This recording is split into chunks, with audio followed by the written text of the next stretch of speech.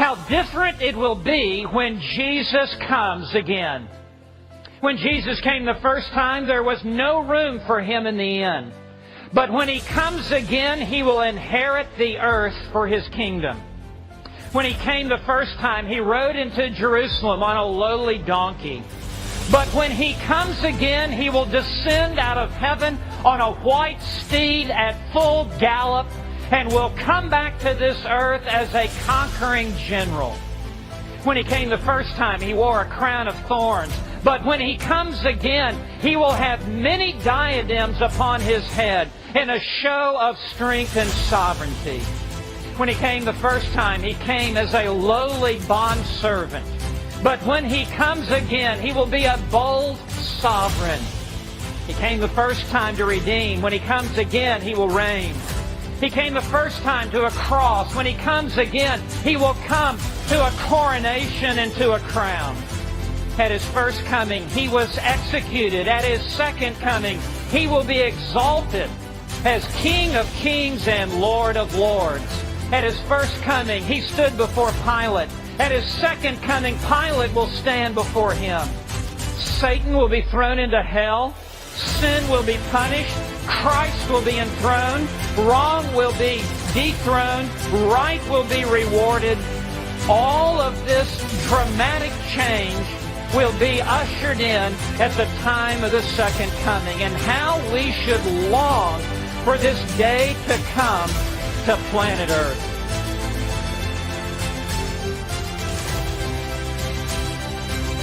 We are not waiting for the second coming of Jesus Christ for the Lord to begin to reign.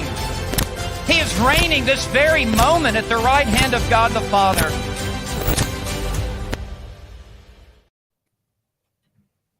What is going on? Grace and peace, everyone. This is episode 41 of Ransacked and Reformed. I believe I'm correct. You can check me in the comments. Yeah. 41. Daryl, the host. We got Mark Ryan in the house, co-host, and we got Pastor Michael tonight talking about historic pre-mill. I'm excited. I'm extremely excited. And Mark, thank you again, always, for the sermon jam that pumped me up already. So yeah. I'm very excited to hear my guest tonight and just to dive in. We let the on-mill position come on. We let post-mill come on. They had their chance to present and everything, and yeah. That's right, man. So how you doing today, man? I'm doing great. Yeah. Oh, sorry. I thought you was talking to me. Oh, go ahead, Mark. Oh, I'm good. Every day is a good day when you have a beard. So, Yeah, we were talking about that a little bit before Pastor Michael came in.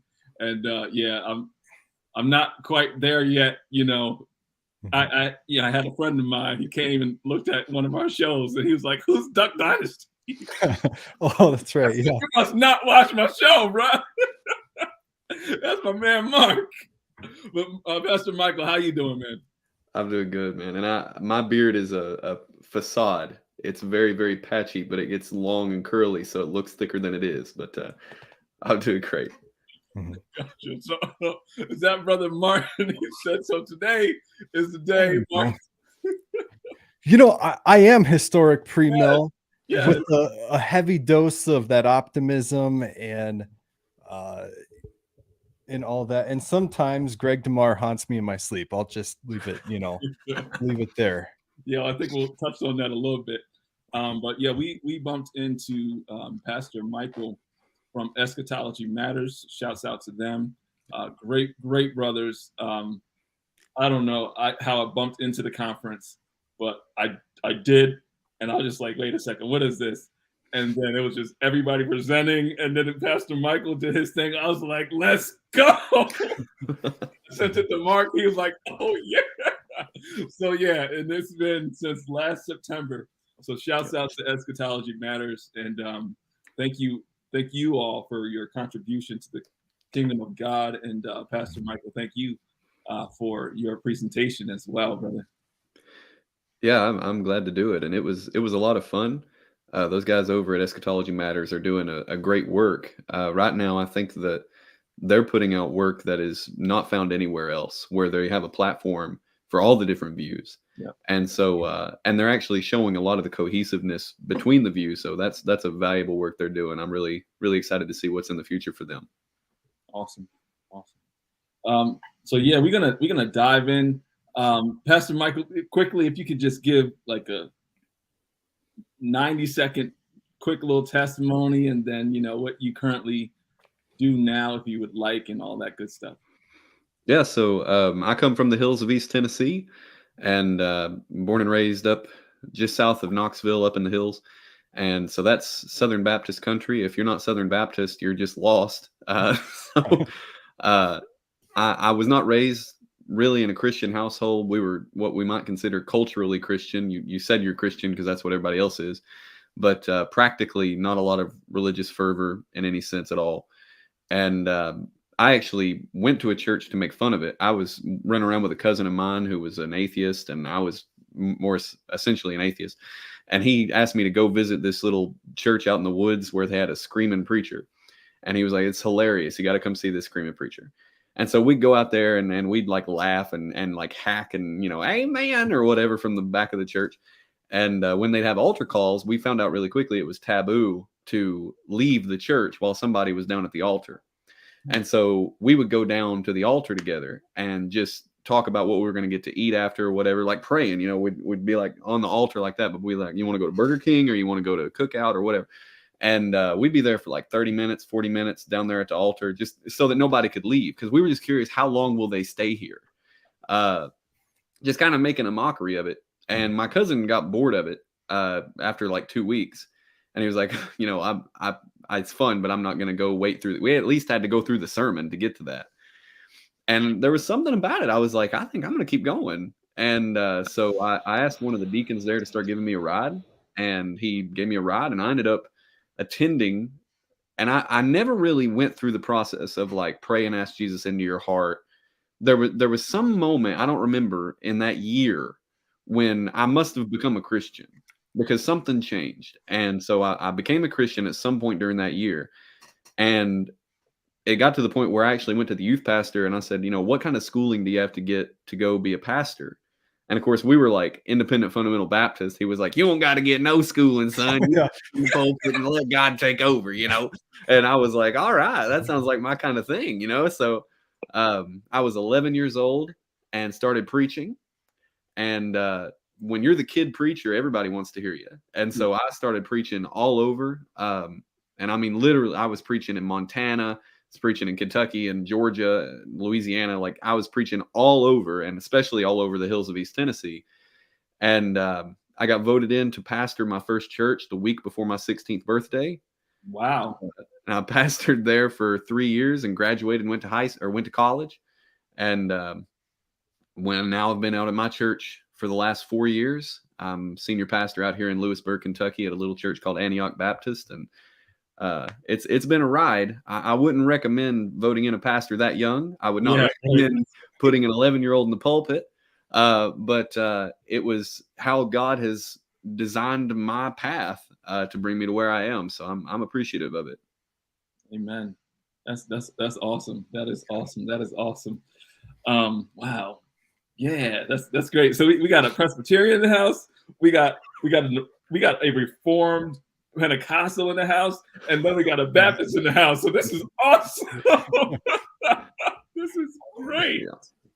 What are we? We're missing some Methodists, Yeah, exactly.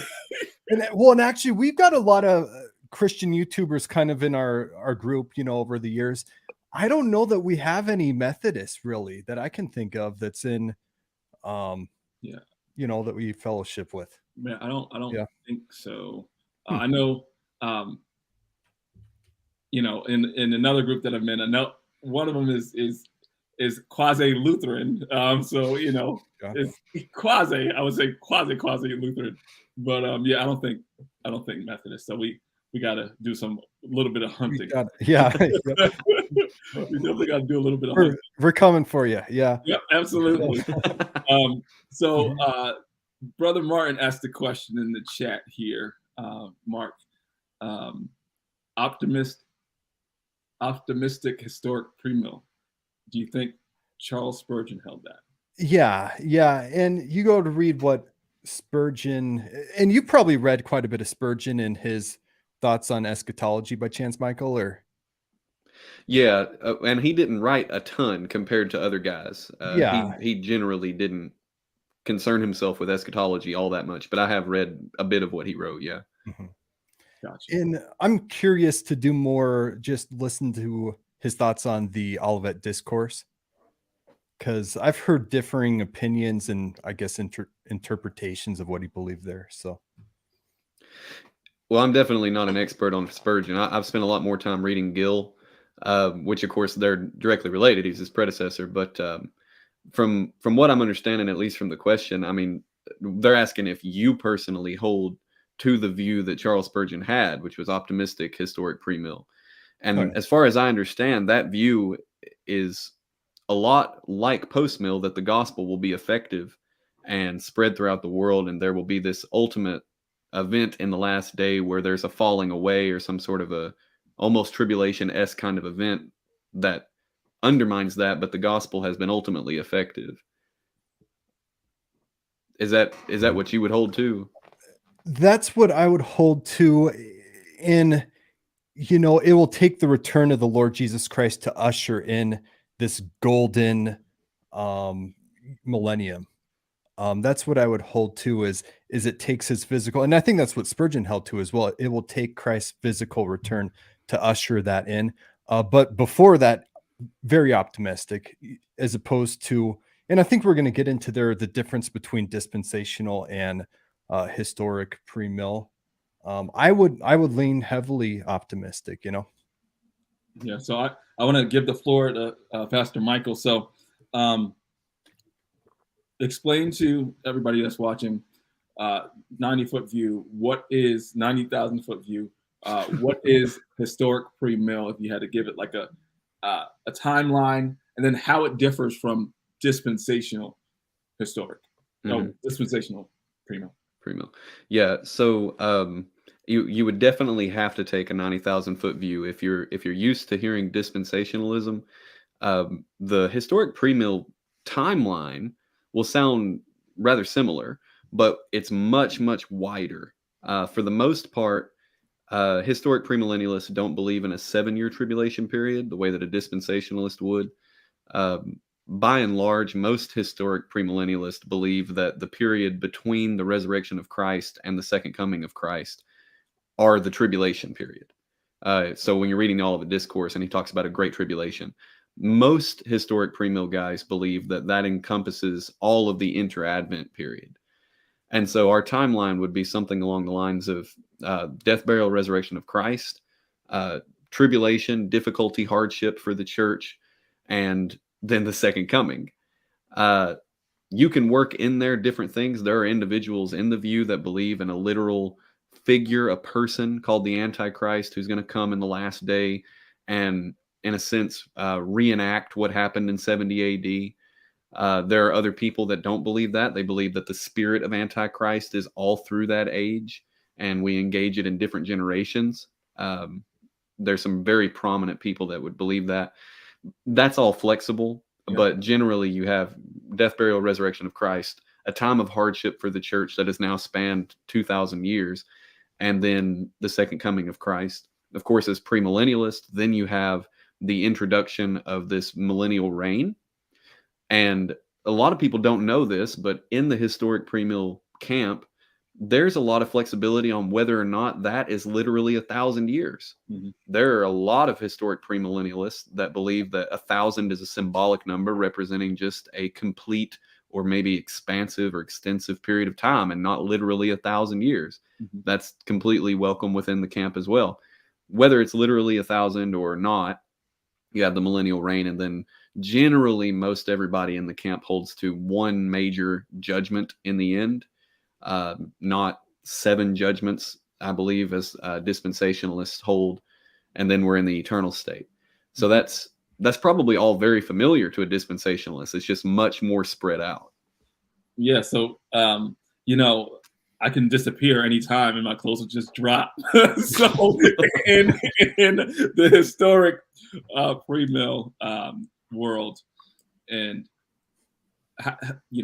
explain the rapture and the second coming. Expound on that a little bit. Yeah, so that for a dispensationalist, the rapture occurs either 7 or 3.5 years prior to the second coming. Unless you're post-trib. There is such a thing as a post-trib dispensationalist. There's quite a few of them, but it's definitely not the mainstream. Yep. But for a historic premillennialist and an amillennialist and a postmillennialist, the rapture and the second coming are the same event. That's why you'll never really hear an amil or a postmill guy use the word rapture. They'll just say the second coming. Yep. But they believe in a rapture. It's just the same thing. Mm-hmm. So when Christ returns in the historic premill view, the believers are caught up to be with him, and then and you have to use this analogy. It's going to get worn out eventually, but it is the analogy. Just like how the citizens would come out to greet a Roman general returning in triumph and welcome him into their town or their city, the Christians have gone up to welcome Christ into his world that he's triumphing into, glorious like a conquering hero. And so we go up into the air to welcome him and bring him back with us to the world that he's to rule on. Amen. Amen. Brother Mark had Martin had a question here. Matthew 24:14. I could pull it up if I've got a Bible here. I had a feeling we were going to go directly to the Olivet Discourse. Yeah. Yeah. We could do that. All right. Yeah, I got it up here. I'll share it on the screen. Let me share it. Yeah. Oh, we'll probably talk about that a lot now. Yeah. Yeah, of course. Of course. And let me change to everybody. While you're doing that, I'm actually going to shut this door because I've got a door that's swinging and it's going to distract me. It's all good. It's all good. All right. Here we go. Boom. 24:14. All right. Let's dive into the word. Boom.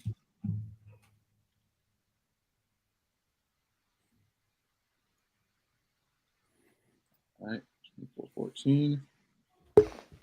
All right. And this gospel of the kingdom will be proclaimed throughout the whole world as a testimony to all nations, and then the end will come. Mm-hmm. Right. Yeah. So you want to get the context? You want me to go up some more or down some more? Well, I mean, not necessarily. That's actually part of Jesus names off 9 things that are going to happen prior to his return, or at least prior to this next event. Because he finishes that by saying, then the end will come. The first 8 things that he describes are things that are negative. And he even says that some of them are not signs that the end is about to occur. Then he gets to the end there. He gives this last sign, which is the only positive sign, which is that the gospel will be preached throughout the whole world. That wording there, preached throughout the whole world is actually one Greek word. And it's the same Greek word that Paul uses later in some of his writings. And he actually says that the gospel has been preached throughout the whole world in his day. And so my position on the whole Olivet Discourse, by and large, up until we get to about verse 28, would be that those things, I'm perfectly comfortable with the reality that those could be already fulfilled. Those could have already happened at 70 AD. But I'm also emphatic, my personal view, which is also the view of most historic premillennialists, is that what happened in 70 AD is a precursor. And so you get this concept of what's called double fulfillment, where a prophecy is given, it's immediately fulfilled, and then it's fulfilled much later again. And so when I read the Olivet Discourse, I'm completely comfortable with the reality that that's already been done at 70 AD, but that it will be fulfilled in a greater context in the last day. And so when Jesus says the gospel of the kingdom will be proclaimed throughout the whole world as a testimony to all nations, then the end will come. And Paul says, yeah, that's happened. And then in 70 AD, you have this cataclysmic event. I think that what Jesus is setting up is actually the, what would we say? The possibility that he could come back at any time. There's a word for that. The imminent return, the possibility. Yeah. The imminence of his return. So since that was the reality in Paul's day, it was just as possible for Paul's day as the medieval age, as our age, that Jesus could return at any moment because he had said that. And that was fulfilled in a sense back then. If you're a futurist, you might be waiting for it to occur in a greater sense in the future. If you're a preterist, you might be content that it's already happened. And that's all completely compatible with historic premill. But I advocate for double fulfillment, which is that this is something that did happen in 70 AD, but in a much smaller way than it's going to happen in the future. So, well, in Matthew 25, you have Jesus Christ judging the nation, separating the sheep from the goats. And to have more unity there, it makes more sense for me, because Matthew 25, we wouldn't interpret it, well, that was just the world at that time. That would be that'd be every nation in the history of the world. And so there's some consistency there. That's my more response to say, no, it all happened in 70 AD and nothing further, nothing beyond that. Mm-hmm. Yeah. And I struggle with the concept that everything in this has been fulfilled, predominantly because Jesus says at one point, it's going to be worse than it will ever be in history ever again. And we talked about this a little bit at the Eschatology Matters conference, where, if you're a preterist, you read that and you go, oh, yeah, because the destruction of Jerusalem in 70 AD was the worst thing that ever happened. And it's like, no, it's not. It's not. It's really, really not. I don't know if you've read much history, but it's really, really not. Way worse things have happened. And so there's definitely something, I'm with you there, where it's like, no, there is a real reality where some of this stuff just doesn't line up with 70 AD. I'm with you there. Yeah. Now, so there's a question from Brandon, Eschatology Matters. What's going on, brother? So would you allow for a partial preterist view of some of the Olivet Discourse? Yeah, definitely. There's actually a point, and I don't know for then. Let me see. All the way down to verse 21. Mm-hmm. Verse 20, pray that your flight may not be in winter or on a Sabbath, for then there will be great tribulation, such as not been from the beginning of the world until now, no, and never will be. I've actually run into historic premillennialists that make a pretty consistent and compelling argument that the gap is between verses 20 and 21, that there's a 2,000-year gap or plus between verse 20 and verse 21. So they say all the way down to verse 20 was 70 AD. Verse 21 forward, when he introduces this concept of great tribulation, that's a future event. And that would be pretty inclusive of partial preterism, and I think that's a difficult case to make, that there's a 2,000-year gap between these two verses and no real sign of that in the text. But I'm open to that. I think that's fine. Yeah. So, question: were you ever dispensationalist? No, yeah. There's a question and answer with R.C. Sproul where one person says, would you go back to being pre-trib if such and such happened? And he said, the next time I'm pre-trib will be the first time I'm pre-trib. And so there's probably, when, like I said before we were on the air, when I started preaching, I was 11 years old. There's probably been a time in my life when I preached something like pre-trib just because I was mimicking the guys that I was coming up under. Yeah. But as long as I've understood what I was talking about, I've never really been pre-trib. And mostly because of what we find in verse 29 there in Matthew 24. So this is a big dispy chapter. Dispensationalists love the Olivet Discourse as a last days prophecy. But in verse 29, Jesus says immediately after the tribulation of those days, and then he starts talking about his return.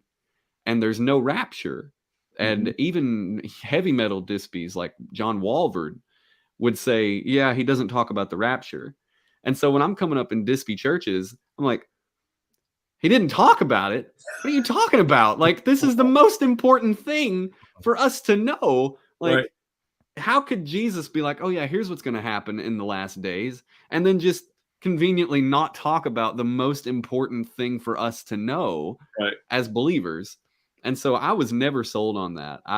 We'd go to 1 Thessalonians 4 and other big time dispy passages. Mhm. And I was always just like, yeah, I don't think so. I don't think that says what you think it says. Right. So no, I've never actually, as long as I've understood what I was saying, Sure. I've never been pre-trib, and Dispy includes a lot more than that, but just on the eschatology side. No. So generally, dispensationalists, they will believe in the secret left behind kind of rapture, and then they will be pre-trib, as opposed to historic mill would not believe in that secret rapture, and they'd be generally post-trib. Is that fair to say then? Yeah, because it's a very rare thing to find a historic premillennialist that even believes in a 7-year tribulation. That's the thing to keep in mind, is that if you believe that the whole inter-advent period is the tribulation, it would be virtually impossible to be pre-trib, because that would mean that the rapture had to happen before the resurrection of Christ, which is silly. So yeah, to be post-trib and to believe in a very public event that's seen by everybody, that's almost a necessary requirement of being historic premill. Yeah. And are there any other major differences then between the two different positions then, or? Yeah, so most all historic premillennialists are covenantal, which means that we don't believe, well, this is get into a very long discussion, but the covenantalism is the covenant of redemption, the covenant of works, the covenant of grace. And we believe that the covenant of works ended with Adam. We've been under the covenant of grace ever since. And so the whole Old Testament, the idea of the sacrificial system being reinstituted in the last day, Jesus, if Hebrews seems to make abundantly clear to me that Jesus did away with the sacrificial system, that will never again be accepted. So the idea of God ever accepting or ordaining the sacrifices again seems like something that we could never accept. So yeah, there's some pretty big differences. Now, there is the new trend in dispensationalism that they're calling progressive dispensationalism, that they really should just call MacArthurism, because he's the only guy that's ever taught it, and the only people that believe it are people that have come up under John MacArthur.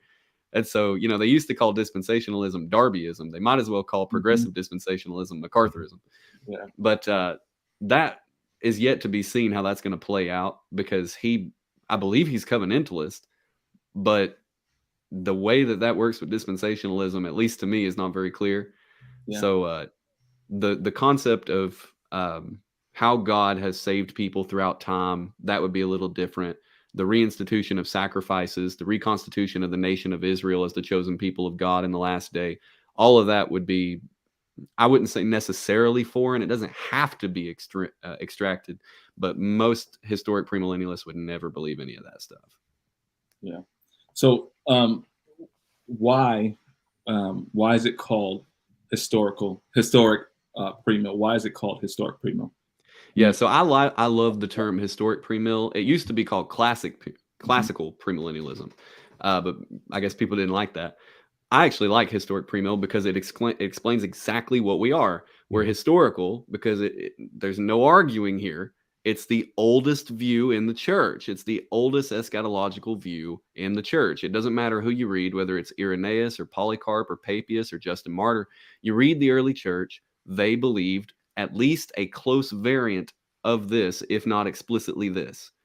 And that seems to be because they were taught that. Irenaeus and Clement of Rome, those guys were probably disciples of the Apostle Paul. Polycarp was a disciple of John. Papias was a disciple of him. These guys were getting their eschatology directly from the apostles, and this just so happened to be what they believed. And so this is the historic view. It goes all the way back. It's called premillennialism because it's exactly that. It's pre-mill. And so that's why it's called that. It's the oldest view, and it's pre-mill. Amen. Amen. Awesome. That's great. Yeah, I was gonna say, we don't have all day, but share some old historic pre-mill theologians and stuff, because it's shocking how many there are historically and then throughout the ages as well. Yes. Yeah, and scholars you can name off top. Well, yeah, if you've not seen my speech from Eschatology Matters, I take about 10 minutes of that to name off about probably 40 guys that everybody should know that were historic premill. I just found out last month that Herschel York is historic premill. And if you don't know who that is, he's the dean of preaching at Southern Seminary. He's been there for, I think, 30 years. He's a very respected academic and a very respected professor of preaching, and he's historic premill. And just for such a question, I happen to just have these because I thought that it might come up. So if people are looking for good books or literature on historic premillennialism, the oldie but the goodie is George Eldon Ladd. He's rock solid on just about everything that he ever said. And this is his commentary on Revelation. It's exemplary. One book that you can't find very easily that's going to cost you a little bit more is J. Barton Payne. J. Barton Payne wrote a book called The Encyclopedia of Biblical Prophecy. The man goes through every single prophecy in the Bible and tells either where it was fulfilled, and he cross-references it with other scriptures, or he tells how that it might be fulfilled in the future. He's historic premill. So that's a book that every preacher should have. Herschel York actually said that he became historic premill because he read George Eldon Ladd's Theology of the New Testament. Okay. He lays out, if you've ever heard the concept of an eschatology that was already not yet. Yes, sir. That comes, well, he didn't create it by any means, but it was definitely popularized by George Eldon Ladd. He was the guy that really put that out there, and it was a theology of the New Testament that really pushed that view to the forefront. And now virtually everybody believes that except dispensationalists. Yeah. And that's one thing that really got me into, that really struck me that, hey, I go to Assembly of God Church, all my friends really dispensational. But I had in my mind for the longest time, hey, we're waiting for Jesus Christ to come back and to begin his rule and reign. When, years ago, I heard Steve Lawson preaching, we're not waiting for Jesus Christ to return to begin to reign. He's reigning right now at the right hand of God the Father. That just blew my mind. And it changes how you live too. And in your perspective on things. So, yeah. Yeah. Second book, real quick, Pastor Michael. The second book you showed, the encyclopedia, please. It's called The Encyclopedia of Biblical Prophecy by J. Barton Payne. All right. Awesome. Yeah, that's a fantastic reference tool. You're not going to read it like a book because it's 700 pages, but it's a great reference tool. I've got two more. I'm not going to do this forever, but Robert Mounce's commentary on the book of Revelation. This is in the New International Commentary of the New Testament. Fantastic. He's historic premill. Fantastic commentary on Revelation there. And then you've actually got this one over your shoulder, Mark, but Grudem, good old Grudem. He was the big one that wrote the systematic theology. He's historic premill. And so I think he does a really good job of laying all that out. So that's just a few great books that I would recommend to everybody that's interested in learning about historic premill, or historic premill guys out there that are looking for. They said, I met a guy at a conference in Bowling Green last year after the eschatology conference, and he had seen the video, and he was like, man, I'm so glad you're out here. The historic premill community's been waiting for their guy to, start writing again and start preaching again. And I thought, man, there's so many of us out here that are writing and preaching. You just don't know where to find them. Sure. Right. And so, yeah, it's a great thing. Now, I have to say, Mark, you were talking about the fact that the already not yet system blew your mind. I love to use this analogy because everybody thinks that if you believe that Jesus is already reigning in a sense, but we're waiting for this ultimate reign, a lot of people think that that's just automatically an Amil view. Mm-hmm. And when people heard my speech at the Eschatology Matters conference, a lot of people said, even Brandon Wood's wife, Danielle, she said, Michael's pretty much Amil. Like she said, she was like, he's pretty much Amil. And it's hilarious to me when people say that, because it's like saying Michael Jordan played a lot like Kobe. It's like, no, you've got it backwards. Come on, Kobe played a lot like Michael Jordan. He stole all his moves. So when you say, Michael, you sound Amil, I'm like, there's a reason for that. You stole all our moves. You took everything we believe and then just threw Revelation 20 away and then called it a new view. Yes. No, like we came up with all that. Like, So that's really how I feel about it. Is like we did all this work, and then all millennialists came in and just said it was theirs. Like, Yeah, we'll reference, we'll tag Eschatology Matters in the comments, and we'll definitely reference your video because it was just great. Brother Martin has a question. When will the return? Oh, yeah, that's a whole nother. The bat signal's going off for you to return to Eschatology Matters. That's a whole nother bag of worms. A whole nother bag of worms. Life just hit hard. So yeah. No, I mean, I'm glad to spend just a second talking about that because it wasn't like some sort of a conflict. Yeah. I teach at Forge Theological Seminary, and I took on a second job, well, a third job because I'm a pastor. But I just started working for the Holy Scriptures Bible Society as an editor. We're producing another version of the Bible, an English version. And so between pastoring full time and working at the seminary and editing this new version of the Bible, putting those videos together, even if they're just 3 to 5 minute videos, doesn't seem like a lot, but it takes me an hour to record that because I stammer and stutter. And then, of course, I want to edit and do all this stuff. And so it was just something that I was happy to be a part of. And those guys are going to do fantastic work. And it honestly was a hard thing for me to step away from because I told them I feel like I am selling Google stock in like 1996. Like you don't understand how much they're going to do in the future. And for me to not be a part of it was a big detriment to myself, but just couldn't devote the time that I needed to. But I look forward to seeing what Josh Howard and Brandon Wood, and I know they've got other guys. Tim, I can't say his name right. Bouchon. He's a great guy. I love meeting all of those guys at the conference, and they're going to do great work. I look forward to everything that they're putting out. But I would love to have been a part of it. I just couldn't devote the time to it. So it's all good. But yeah. Thank you. So is there, Mark always says, Gary DeMar, like, keeps him up at night sometimes. So is there any before I go to bed, I check under my bed for Gary DeMar so I don't have nightmares, right? Are there any texts or arguments from hmill folks or postmill folks, that keep you up at night sometimes or that haunt you in your sleep? Anything like that? Well, I'm more prone to slide postmill than I am hmill these days. Because for me, the difference between me and an amillennialist is essentially Revelation 20. And so if I'm willing to step across the aisle on Revelation 20, I might as well be postmill because the argument that those guys have to me is so much more compelling. I've got a buddy just a town over that he's a big hashtag datpostmil guy. He loves he lives and breathes it. Yeah. I mean, he just called me this last week and he was like, I got to ask you, do you have a problem with theonomy? Because people can't seem to hate theonomy. And I'm like, you postmill guys, you're all the same. You're all the same. But the thing that's so compelling with postmillennialism is the optimism of it.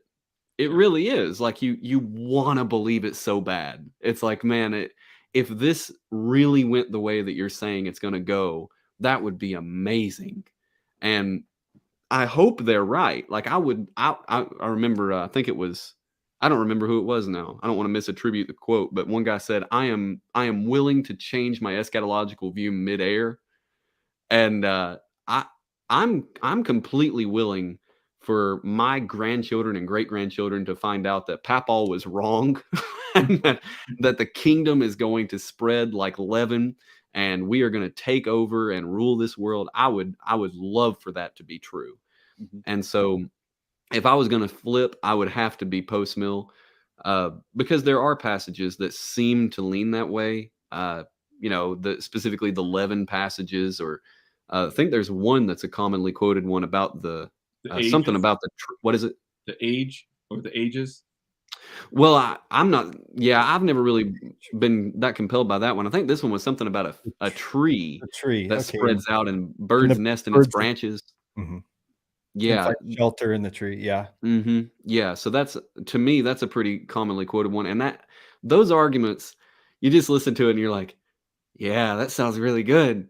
And then like you get back into yourself and you're like, wait a second, no, like that's not right. And so it's almost like I don't want to compare it to a pyramid scheme, but like when you're sitting in the office with them and they're like, you're gonna make millions of dollars, and you're like, yeah, give me these oils, and then you walk out and you're like, wait a second, I have to. That wasn't good. Like that's how I feel with post-mill. I'm like, yeah, and then I walk outside and I'm like, no. Well, I've got a remix on that, with Donald Trump. We're gonna win at everything we do. We're gonna win. You're gonna get tired of all the winning, in a nutshell. So yeah, I mean, it would if you're post-mill, now looking at the world now, you're like, yeah, the Lord's not coming back anytime soon. It's definitely not a Christianized world. But yeah, Mark, you was gonna say something. Post-mill will be very fun. It seemed just very fun, but because you win all the time, you're just gonna win. Yeah. Doug Wilson, that was one of his arguments when they had that round table with Wilson and Hamilton and all those guys, Sam Storms and Piper. That was one of the reasons he said, he was like, I've got pretty much two arguments. Number one is Warfield believed it. Number two, it's lots of fun. And I was like, yeah, that's about right. Yeah. Like really. Yeah. Absolutely. If I understand it right, John Piper came out with his book Providence years ago, which is the most exhaustive work on God's sovereignty, God's purpose behind sovereignty in Scripture. But if I remember right, he's going through eschatology now.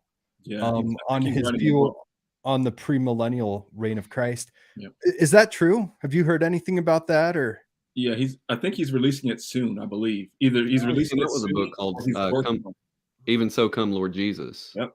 And that might be the most exhaustive, I'm thinking, or a big compilation of a lot of his work through his ministry. Is that right? Or do you know anything about it? Or yeah, I don't know. I don't really know. The book that he's releasing now, from what I've seen, is not a Providence level book. It's not a very big book from what I've seen. But if he releases something like that, that'd be fantastic because he's historic premill. And so it would be a wonderful supplement to the literature we have. I hope that he does. Yeah. So I do have a question. What is your strongest scriptural, just proof text? Obviously, like your strongest point for why everyone should become historic premill. Well, I said this at the conference. If you read Revelation and you read it front to back, I don't see how you can come out of it without somebody telling you that it doesn't say what it says. If you just read this thing, I don't think you can come out of it not being historic premill. So like there's an example that some people have given, and I don't think it's perfect, but they said, look, if we burned all of the eschatological literature that we've accumulated over the last 2,000 years, if we burned all of it, and we refused to teach our children any eschatology, and we just left them the Bible, and then we died, the next generation would all be historic premill. And I don't think that's a perfect argument, but I definitely think that it's something. That Revelation 19 and 20, I just don't think can be argued with. And I gave my best defense of that at the conference. You just cannot read those two chapters as if they are not continual. They go right into each other. And so Anthony Hockema, who was an amillennialist, said that, like, if these two chapters flow directly into each other, you have to be premill. Right. And you can deal with Dispy or historic premill from other texts, but Revelation 19 and 20, you are forced into being premill. And that's of course my position as a premillennialist. Yeah, sure. If there was an amillennialist on the show right now, they'd probably be ringing their bell or something. But as far as a proof text, or if I want to show people to be historic premill, that's where I go. Gotcha. So want to respect everyone's time. And my time as well. Y'all can continue to rock and roll, but I got to go at a certain time. Quickly dive into new creation. Yeah. So new creation millennialism is scary but exciting. that was the number one question I was asked after the conference is, aren't you just new creation millennialist? You could make a compelling argument that John Gill was new creation millennialist, but I'm not. I definitely hope that I never will be at the moment. So new creation millennialism is a lot like historic premillennialism. They believe all of the stuff up to the millennium being the same. Right now, the new creation millennialist position is being spearheaded by two guys, a guy named Eckhard Schnabel and another guy named J.W. Mealy. Eckhard Schnabel, all respect to him, but he's not written very much. J.W. Mealy has written a lot. Okay. And I want to be careful with the words that I'm using, but I really don't think J.W. Mealy is the guy to be leading a new eschatological view. He borders on the edge of not even orthodox. So he's an annihilationist. He doesn't believe that hell is eternal conscious torment. You can be orthodox and not believe that. You can be an annihilationist and be orthodox. That's possible. But he also believes that when Christ raises the unjust with the second resurrection, Revelation 27-10, right? You've got this second resurrection. He believes that the purpose of that resurrection is so that the unjust can have another opportunity to get saved. Oh, okay. Which, to me, when you say that, you're departing from orthodoxy. The Bible seems to be very clear. When you're dead, right, it's over. And he believes that, obviously, it doesn't go the way that it could. I mean, he's not saying that people will be saved, but he's saying that that's the reason God resurrects the unjust, is for the purpose of giving them another opportunity to be redeemed. That's not an option. Now, right now, I'm told that Thomas Schreiner is writing a commentary on the book of Revelation that would be from the new creation millennialist view. And obviously, he would not endorse either of those things. Okay, So, I was going to say I know he's writing the commentary on Revelation now. So and so if he does endorse that view, it will be a far cry from what Mealy has presented. Okay, and it may be something better. The thing that makes new creation millennialism distinct from historic premill is, from my understanding at least, and this would be where the name comes from, new creation millennialists believe that the millennial kingdom is on the new heavens and new earth. And so they believe that Revelation 21 is a recapitulation of Revelation 20, which you can make pro and con arguments. The main reason that I don't endorse it, and this is a very shallow reason, that's why I'm excited to see Dr. Schreiner's commentary, but in Revelation 21, when he has this vision, 21, then I saw a new heaven and a new earth. The first heaven and the first earth had passed away. He specifically says in 21:1, and the sea was no more. Okay, so in the new heaven and the new earth, there is no ocean. And you can, if you take that as literally as I think that we ought to take it, it means literally there is no ocean. Okay, there's no sea. Well, back in chapter 20, it mentions the resurrection, and it says that they come out of the sea. That the people that are resurrected are coming out of the sea. And so if you try to say that Revelation 21 is a recapitulation of Revelation 20, I think you've got a hiccup where you have the ocean over here, but then over here there's clearly not one. If they can deal with that in a way that is consistent, then the view might be fine. That's what John Gill believed. John Gill believed that the millennial kingdom was on the new heaven and the new earth. And so that's not a new view. Right. And so if Thomas Schreiner comes out with something and it's what John Gill believed, then I would say, okay, well, then there is no such thing as new creation millennialism. There's just historic premill, and some of them believe in this and some of them don't. But if I'm not even going to entertain the idea that Schreiner is going to jump on with Mealy on this nonsense. So I'm not a new creation millennialist at all, because the guys that are in that right now are just not the kind of people you want to have your name in the hat with. And, if you could dumb that down for me a little bit, because part of that would be lifespans and everything, right? So what would be what's the difference then between what the kingdom would look like? If I understand, one is where you still have fallen people. Is that correct? And Christ reigning and ruling over them. The other one would be no, everyone's glorified. Could you talk about that a little bit? Or Yeah, thank you. Good question, Mark. Yeah, so both of those views are very welcome in historic premillennialism. So like I said at the conference, I believe that everyone that goes into the millennial kingdom is glorified. There's no death, there's no childbearing, there's no marriage. We are essentially what we will be in the eternal state. It's the fulfillment of what God promised to do through the whole Bible. It's just on the earth, and then we enter the eternal state. Other historic premillennialists believe that in the last day, through some sort of a miraculous work, God will redeem the Jews, which is the fulfillment of Romans 11, and that those Jews will not be glorified, and that they will go into the kingdom along with the glorified saints who have been raptured and glorified. And so the Jews, the non-glorified Jews, will then marry, have children. They will live in the kingdom together with glorified people. Their children will be born in a world that's still cursed, because it's still this planet, so they still bear the fruit of the curse, and some of them will not ultimately be redeemed. And so you have this lost group of people that make up the Gog and Magog army.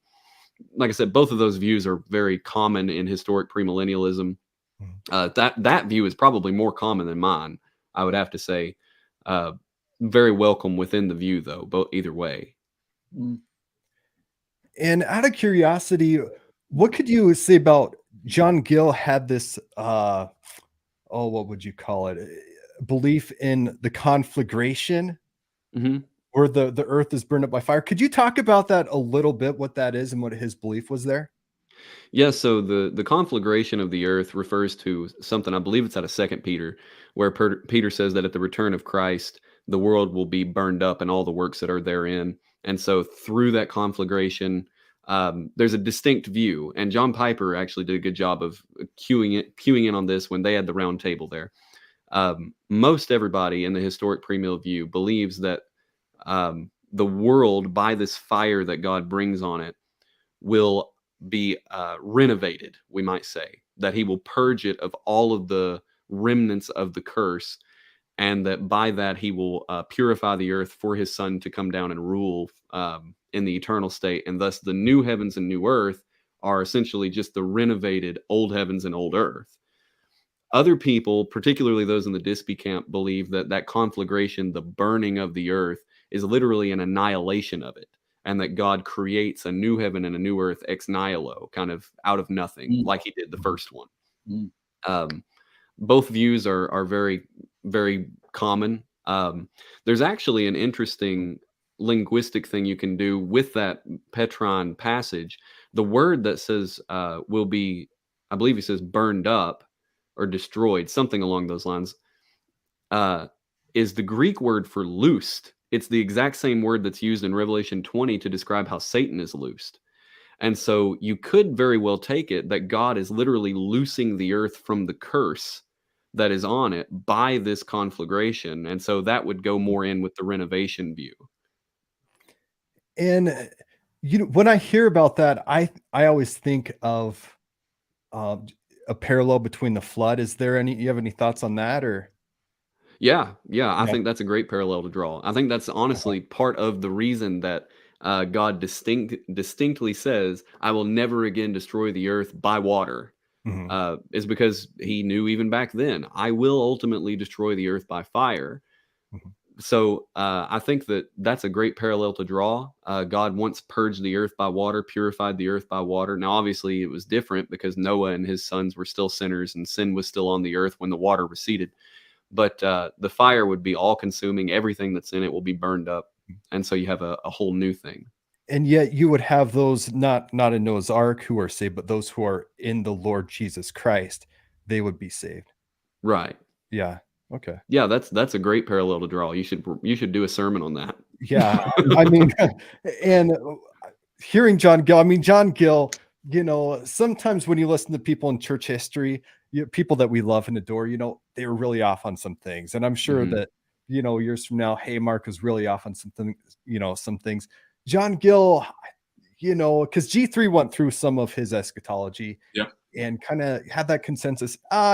Seems like maybe he was off here, but then other times where he's talking about the conflagration and his belief there, I'm like, oh, whoa, that is, it just gets my mind going, Yeah, Gil had a lot of wacky stuff. Like he believed that the Ottoman Empire was the embodiment of the Antichrist, and obviously that doesn't even exist anymore. So like, there's clearly some stuff that was dated, but we can't lay that on his feet. It's like he was the first Reformed Baptist to ever write a systematic theology. So like he, give the man his props. Yeah, absolutely, absolutely. So Martin asked a question: Can you use the end of Matthew 23, 37 through 39 to go with Zechariah chapter 14? I think I know where he's going with Zechariah 14. Let's see here. 37 to 39. Oh, Jerusalem, Jerusalem, the city that kills the prophets and stones those who are sent to it. How often would I have gathered your children together as a hen gathers her brood under her wings, and you were not willing. See, your house is left to you desolate, for I tell you, you will not see me again until you say, blessed is he who comes in the name of the Lord. And then Zechariah 14. Do you know what the correlation is? Well, it's a lengthy passage, but it does talk about the coming day of the Lord, and I thought it was going in a different direction. Zechariah 12 discusses this moment where the house of David, the Jews, they see this this figure, and they mourn for him like they mourn for an only child. They weep over him like they weep over a firstborn, and it specifically says they look on him whom they have pierced, and so we know that's referring to Christ. Whether Jesus was referencing that or alluding to that in chapter 23 of Matthew, I wouldn't take a hard and fast view either way on that. It's definitely likely that he was alluding to something, and it could have been that. But I wouldn't take a hard and fast view on that. Yeah, chapter 12. So yeah, he's got it there. Chapter 12. So and I wish we had more time to get into that. I know you got to get out of here soon, Daryl, but I can drop. You guys can continue to go on for real. I'm going to drop at this point, but just keep going. Okay. Keep going. All right. Thanks for having me out, brother. Yeah, you take care, man. Yeah. So Zechariah 12 does talk about that. They'll look on him whom they have pierced, and I have a different view than a lot of people on that. So my view is that at the return of Christ, of course, the church is raptured up, glorified in that moment. I actually think that is the moment that Zechariah 12 takes place, that the Jews that are alive on the earth will see Christ returning. They'll look on him whom they have pierced and weep for him like they would for their only child, like a firstborn. And in that moment, God will work some sort of a miraculous regenerative work in them and save them. Of course, I also believe he'll glorify them before they go into the millennial kingdom. But we've talked already on the show that there are a lot of historic premillennialists that believe that in the last day, God will work some sort of a miraculous work among the people of Israel to save them in fulfillment of Romans 11, whether that's a revival over the period of some time or some sort of a single event like what I'm describing. Most everybody agrees that that'll go on. And the post millennials, they'd be like, well, that's true about Israel. Generally, they would say, and everyone else. There'll be a revival everywhere. And hey, that's really, compelling to me that there's both revivals going on worldwide. Yeah, and that was one of the things I asked Tim in the Q&A session, because he was the post-mill rep. I said, so you actually believe that there will be more people saved than lost? And he said, yeah. And I have to admit, like, as a premillennialist, that's a foreign idea, because even if you're optimistic all-mill, optimistic pre-mill, there's no way you believe that more people will be saved than lost. Well, in our mind, my mind would go to Matthew 7, and the broad way, the narrow way. And when I see some post-mill folks, they'll say, no, Matthew 7 is not teaching that more people will go to hell, to destruction, than to, find eternal life. I don't see that though. Yeah, I agree. That was the passage that I quoted to him, and he said exactly that was a reference to Jesus's day specifically, that many people would fall away from Christ, but few would follow him. And I'm with you. I can't see that. Mhm. Oh, let's see. Beyond that, let me think. What else?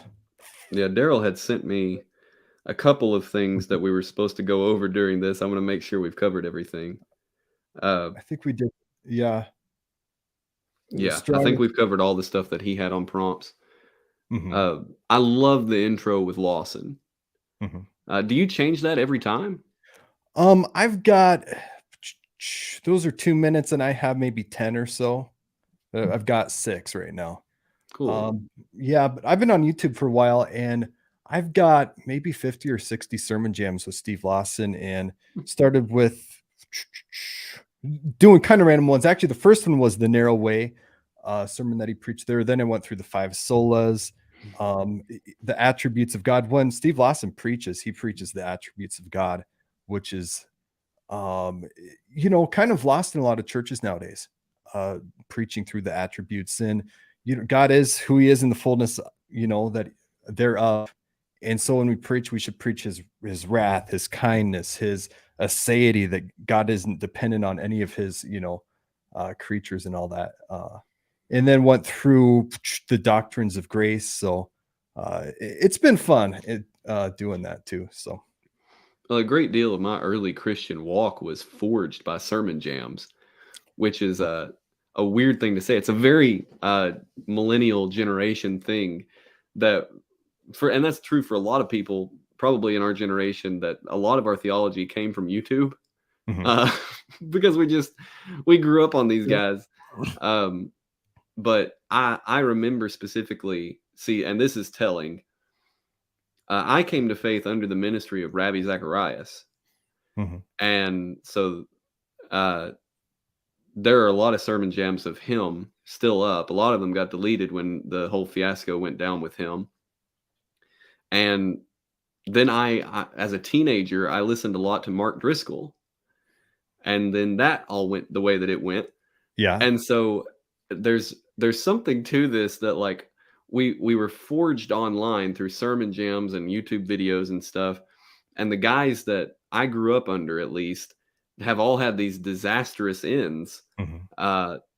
And there's something there that really needs to be done for the young generation, where our heroes are all hundreds of miles away and we're watching them online. Like, I appreciate, I'm not trying to slam you for doing sermon jams, Mhm. especially on Lawson, because Lawson's top notch. But Yeah. I also I love the fact that we're getting to the point now where the Reformed community is starting to say, no, we need to be in local churches, because this idea that you can have a healthy religious life without being plugged into a local church was something that I was convinced of for the longest time. And then I saw the fallout of these guys, and it just has completely leveled me that no, you need a local church with people that you can look to and that are held accountable, that can help you forge yourself in a spiritual way. Yeah, I was at church a while ago, and pastor read the statistics on church attendance after COVID, after the sickness hit and everything.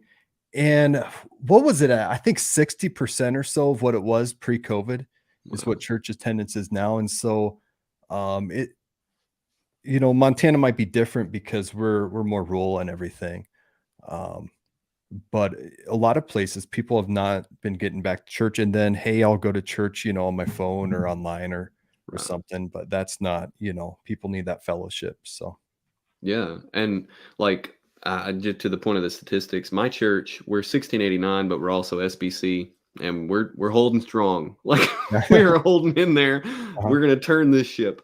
And so, but I read a statistic earlier this month, or last month now, that said that it was like 54% of people in SBC churches are over the age of 50. And that's the case for every single main Protestant denomination, that over half of their attendees are over the age of 50. And so they were saying, like, in this next generation, you give it 20, 30 years, you're going to see these churches just die because young people are just not going. And so the response that everybody has is, well, we need to adapt and learn how to reach these people. And I don't know that that's really the answer. I think that a lot of the young people have just never actually been taught the gospel. They were taught, say a prayer, shake my hand, get dunked, and you're good. And I've got a family member that they have this relationship with God where if their life is going very well, they think that they can be faithful to God and go to church. But when things go wrong, suddenly they distance themselves from God because they think, well, and this may be not subliminal, something. There's a word there. Subconscious, yeah. Subconscious, yeah. There you go. It may be subconscious, but the thought may be, well, God doesn't work for me. If when I'm faithful to God, my life doesn't get better, it gets worse. So maybe God's real, but I don't need to go out of my way to be faithful to him, because when I do, life goes bad. And I think there's probably a lot of people that fall into that. They feel like, if I'm committed to church and trying to do my very best to be faithful to God, suddenly my life gets a lot worse. And so I'll just leave that alone. Yeah, and the church has changed quite a bit. I was thinking when I was a kid in the church, deeply fundamentalist church, or pretty fundamentalist, and we'd have long church services at times. At times, we'd have church services that went on for 5 or 6 hours. And I'd be a kid, and I'd be there pulling my hair out or counting ceiling tiles or different things.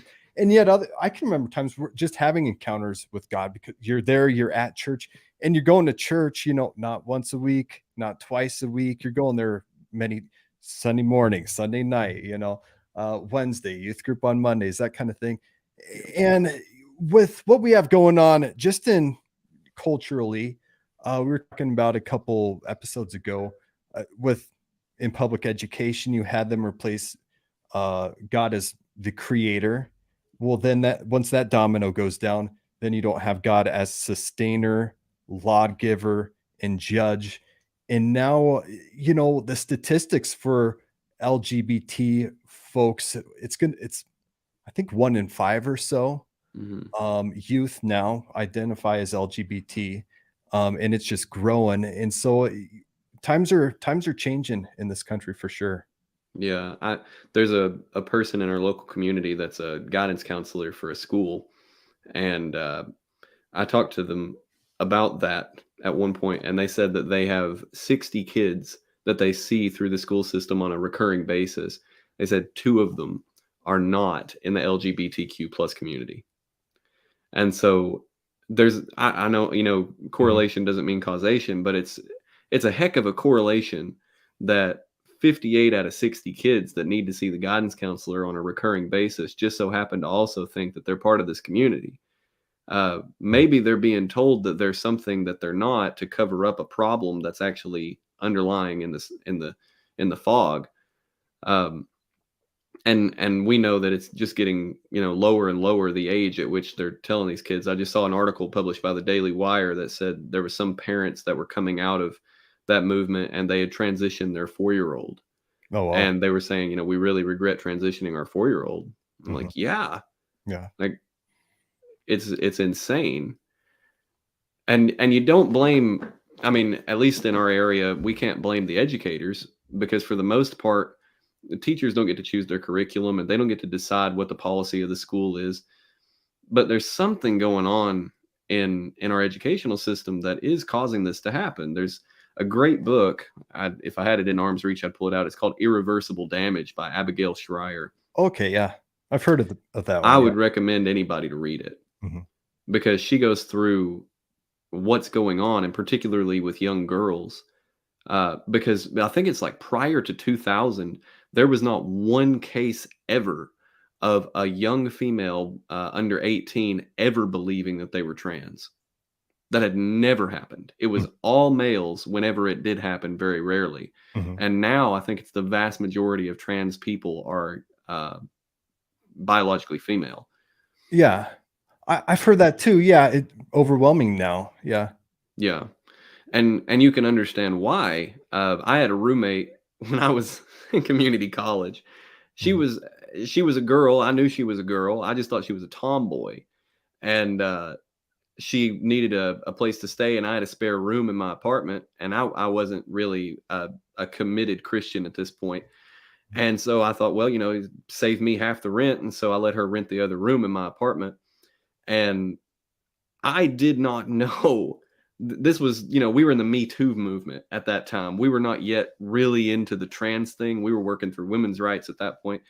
And there was this time that I went into the bathroom and there was just urine all over the place.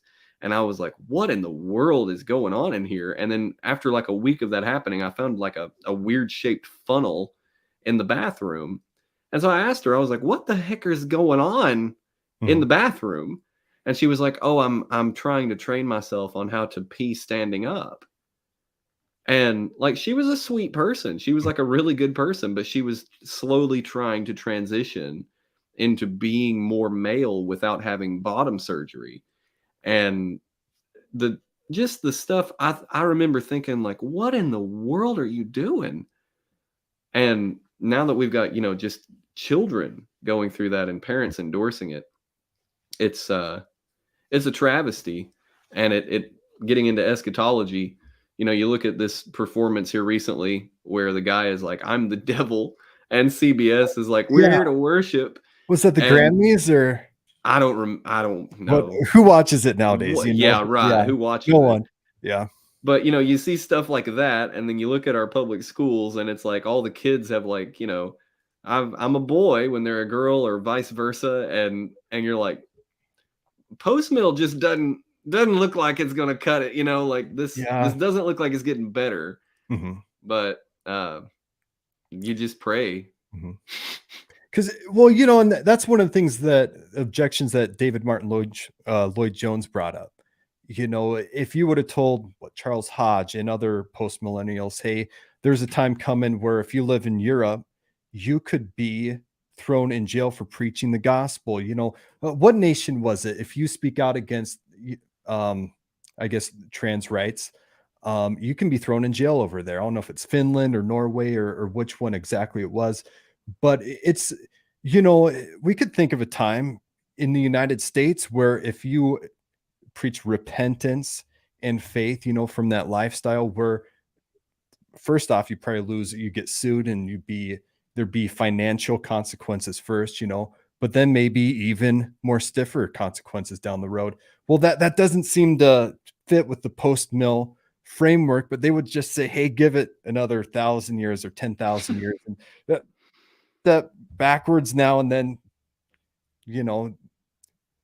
give it some time for it to run its destruction, because secular humanism will, you sow those oats and it'll sow destruction. And then, people will call out, kind of the cycle that we see in the Old Testament where people sin and then there's bondage and then they cry out and there's repentance and God delivers them. But yeah. Yeah, I mean, like I said earlier, I hope they're right. I would love to see it turn around. And like I said, I have to say in my grandkids or my great grandkids' day, because you can't turn a ship this fast. Like when Al Mohler took Southern Seminary in the 90s, it was very, very liberal compared to where it's at now. And a lot of people don't like where it's at now, but it was very, very liberal. And one of the interviews that he did back then was he said, things do not become more conservative gradually. You have to change it radically. Somebody has to come in and change everything and just do it. You cannot do it gradually. Things become more liberal gradually, not more conservative. And I think that's right. Yeah. And unless we have some sort of a person or some sort of a massive reset, like you're explaining, I mean, we literally have to lose everything. And then the people just say, no, we had it right a long time ago. We need to go back. Mm-hmm. It's very unlikely to me that you can turn this ship at this point. Yeah. To steer the conversation back to the Olivet Discourse real quick, Steve Lawson, when he's preaching, I listened to his videos on his eschatology a while ago, and he's dispensational, but part of his view would be the Lord Jesus Christ returns in the Olivet Discourse. And You have this pitch black midnight darkness, can't see your hand in front of your face, that just terrorizes everyone. And then, so you have a span of time like that.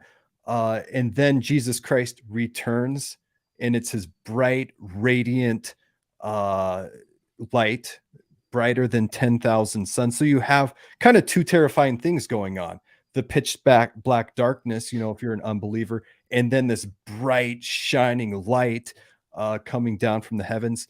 Do you have any thoughts on that by chance?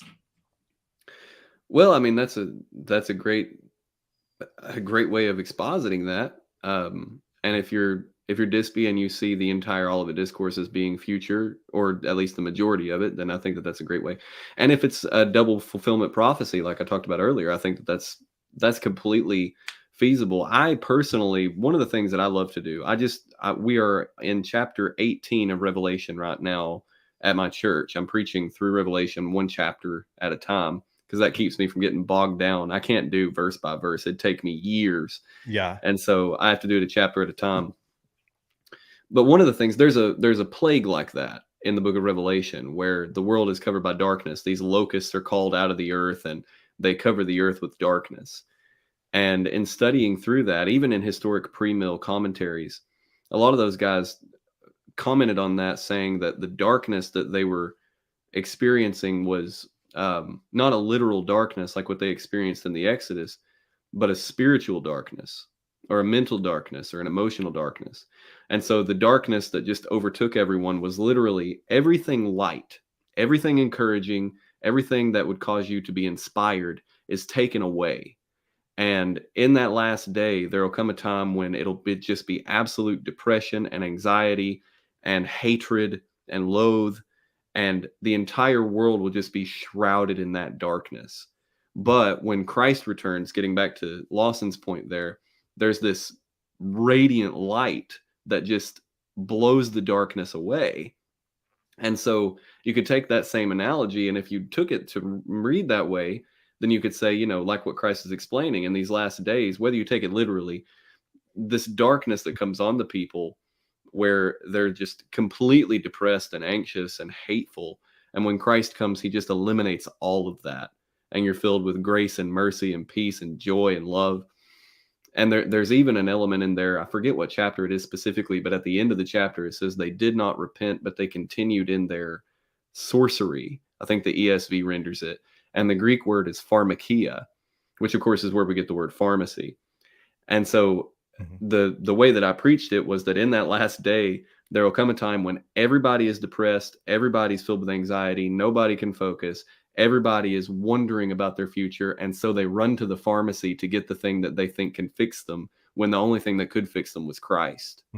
And so that kind of blends those two topics we were just talking about together, where you have this definite darkness that's come on the world, where we all have a problem anymore. Everybody's diagnosable with something, but what do you do? And so the Christians, they run to Christ and they receive light from him. Go to Christ, Christ will give you light. The world runs to the pharmacy and they say, I need a drug, or I need a doctor to give me something, or to cut some part of me off, or to put some part of me on. And I think that you could preach that the way that Lawson is preaching it, more symbolically. And to me, it's more terrifying that in the last day, the world would come under a spiritual, emotional, mental darkness than some sort of a literal darkness where you can't see your hand in front of your face. That would be scary. But to deal with the fact that for a long time, everybody is depressed and anxious and hateful. And that when the book of Revelation says there will come a time when they want to die, but they can't. They run to death, but it eludes them. You talk to somebody in the hospital going through chemo, and if they've been going through it a long time, they're in their 4th, 5th treatment, that person will probably communicate to you that at this point, they would be just as happy to die as they would to come out of this. They say, I would just as well God just take me. And you talk to a lot of older people that are in a bad physical state, and they'll say that. I wish God would just take me. They're not going to kill themselves, but they wish that death would come, but it seems to be eluding them. Mhm. And I Well, took it that way. Yeah, go ahead. and with what you were saying about people transitioning and everything, there's stories of so many people who transitioned and then it ruins a person's body, it ruins their mental health over time. And then there's such regret there. I think that they could have a similar kind of feeling, especially after going through hormonal treatment, making changes, cutting, that kind of stuff. There could be that same kind of dread or just regret, really, going on there as well. Yeah, and one of the most important things for the Christian community to remember is two things. Number one, churches need to be ready because in the next 20 years, there's going to be a flood of people coming into our churches who are permanently damaged from this stuff. People that have transitioned, people that have gone through hormonal replacement therapy, and they are going through this stuff now. In 20 years, they're going to be flooding the church. And if we're not ready and equipped for that influx of people that don't look like us and don't have standard bodies and can't have children, we are not going to be equipped when they come in to tell them what they can do with their lives that is worth doing for Christ. Mhm. But the other truth that we also have to be mindful of is that even now, when these people are living in these sinful ways, they're not the enemy. The LGBTQ community is not our enemy. The woke community is not our enemy. They're POWs. To go into their places and think that they're the ones that are deceiving people is to shoot prisoners of war. Mhm. They are deceived by Satan. They're deceived in this. And so we don't need to go in and say, you're a terrible person that's leading the world astray and you need to repent because you are the problem. That we need to be preaching that they need to repent of their sins because there's grace to be found when they repent. But they're the ones that are not, they're not the ones that are causing the problem. They are actually deceived. They've been taught a lie and didn't have any sort of real opportunity to understand that it was a lie. When you're taught this 2, 3, 4 years old, you Yeah. don't understand that this is a lie. And you don't understand that this is even an option. You don't know that there's any other way. And so I think that those are two things that the church right now is doing badly. That Mhm. we are not equipped to help the people that are coming out of those communities. And we don't understand that they're not the enemy. They're prisoners of war of the enemy. They've been captured. They've been mentally taken captive. And so we really need to treat them differently. Mhm. But I'm probably going to get a bunch of people saying that I'm woke for even suggesting that. That's how I feel, though. No, yeah, I get that in that, a lot of times people just take those sides, and we're just, hey, they're on that other side. There's the tribalism component. And so that goes on. And yet, our grandparents, even our parents, they never dealt with some of the things that we're dealing with now, the way that we're dealing with them. Yeah, definitely. Yeah. No, I mean, well, Ricky Gervais, he's a terribly vulgar comedian, but he's funny. Mhm. And he has a bit about how that you're not going to find any 12-year-old tweets of people saying that women don't have male genitalia. And he said, do you know why you won't find any of those tweets? Because 12 years ago, we didn't think we had to say that. And so it's entirely something that our parents and grandparents, they've never conceived that such a thing was even possible. And, you hate to say it, but in 2012, when gay marriage was legalized, everybody was saying, well, it's just gay marriage. This isn't going to have, it's just that. We're not asking for more. We're asking just for equality. It's like, Mhm. well, here we are. Yeah, that was 2016, though, I think. Oh, was it? 20, I'm pretty sure it's 2016, 2000. Yeah. And because it's only been like 6 years or so. It hasn't even been 10 or 11 years. Really? America's gone a long ways in just 6 years. Yeah, really quick. Yeah. Yeah, I know. It's unbelievable. Like I said, I look back at just college years. That was like 5 or 6 years ago that I had that roommate, and I had no idea that girls were becoming boys. Like, I didn't even know that was a thing. I thought she was a tomboy. And so It's so fast this has happened, and the way that we've reacted to it as a culture is unbelievable, specifically with like the major forces like the medical community. For doctor, like there was the Vanderbilt expose that came out here in the last couple of months, when there was a doctor at Vanderbilt that was recorded saying that if somebody suggested that they were considering transitioning, that they should be pushed towards it, because transition surgeries are very lucrative financially for doctors. I mean, and I'm not saying that all doctors are just money groveling, terrible trolls, but the way that the communities, like the public educational system and the medical community, have jumped in with this and just said, no, this is a good thing that everybody needs to be taught, with the genderbread man and all this stuff. What in the world happened? And I think it gets back to what we talked about earlier, where we went through a generation where people were told biblical commitment is not really an issue. You don't need to understand the Bible or read it or teach it or faithfully attend church. Just pray a prayer and you'll be good. My wife is an author, and she's in the publishing community, and she has a friend that just, I want to say came out as a Christian to the publishing community. And she makes covers for authors for their books. And she's been working in this for a couple of years. And she had done a couple of books that were either like gay romance or polygamous romance. And she came out and said, I'm not going to do those anymore because it's, making me violate my religious conviction. And she has lost, in the course of 2 weeks, thousands of dollars from people that wanted refunds, or had to just delete her social media accounts because people were harassing her for even saying that, when she's had the word Christian in her bio everywhere for years. And that just tells you that the word Christian just means nothing anymore, because there are so many people that would proclaim themselves Christians. I'm pretty sure Pete Buttigieg says that he's a Christian. And he's, a gay man that's in favor of like full-term abortion. And it's like, well, if that guy's a Christian, like, it means nothing. Well, and there was a conversation, I think, between R.C. Sproul and John MacArthur years and years ago. Hey, is there a new name that we need beside Christian or evangelical? And they chose the name, I think, is R.C. Sproul, imputationist.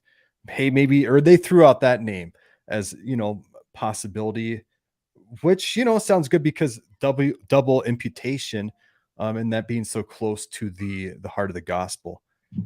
Yeah. Being in Montana, I feel like we're still sheltered. I mean, from a lot of stuff over here. Our biggest city is about 100,000.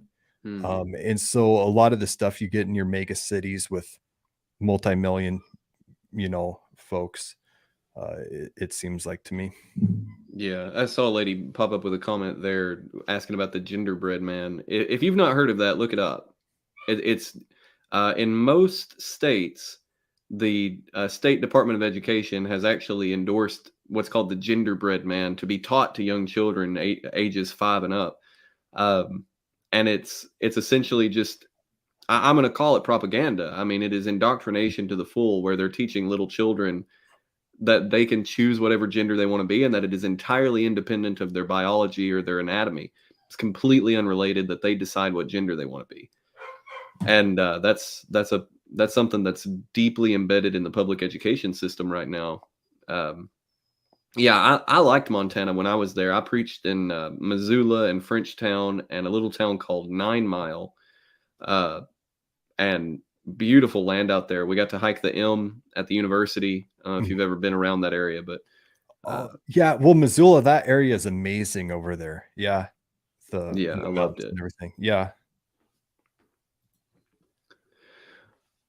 Oh, let's see. So with that, do you have any closing thoughts or anything about historic pre-mill, or just, what things going on in the world?